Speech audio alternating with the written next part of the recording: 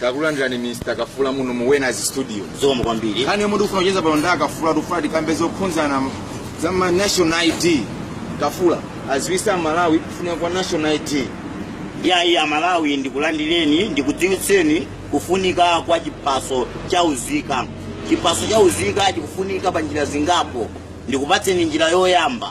Chipaso cha uzika chikufunika tikamapita ku nyanja kuti tukasambira ku holiday ku Mother's Day tajoera madzi tija mmene muchamulang'ona avu kuti amene ajawa azinthu zimene zisadigwire ife tiyenera kukhala ndi chitupa cha uzika tionetse ng'ona amene avu inezika ku Malawi azilisiya.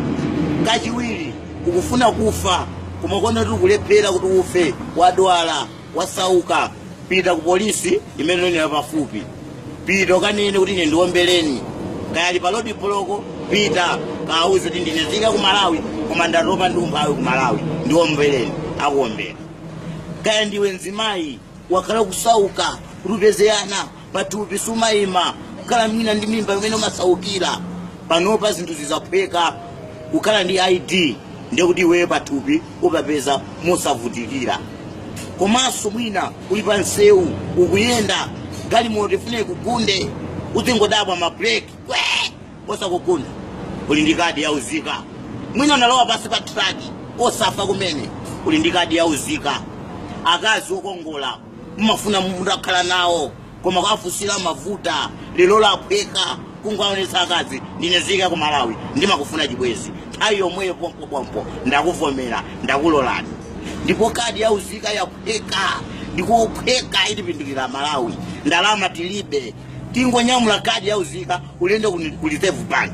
Ati Reserve Bank ndizika ku Malawi ndilibe ndalama ndikuzifuna ndi program ndikapange akupatsa kandi mayuro madola makula kandi makwacha akupatsa malanzi akupatsa ndi mmene kadi ya uzika ilili moti ndinapitaso kajambulitsa kumenepo kuti jambula koyamba mumadziwa munthu wamfupi zika ku Malawi Mr. Kafula kamera watenge panali pofuta momwe jambula kacha anangotuluka mnyendo yomwe momwe tuluka hafu ngati mafuna kuntunda ndicho ndengakaife kuti tikhale atali titalike mutilionera patali tiwena tikhale ndi ID kaya tili ntoilet tikuzithandiza chenche zikuuluka mosowesa mtendere tulutsana ID muonetse nchenche kuti ndinezika ku Malawi ndizithandiza chenche talikire ndi mmene ID ya uzika izi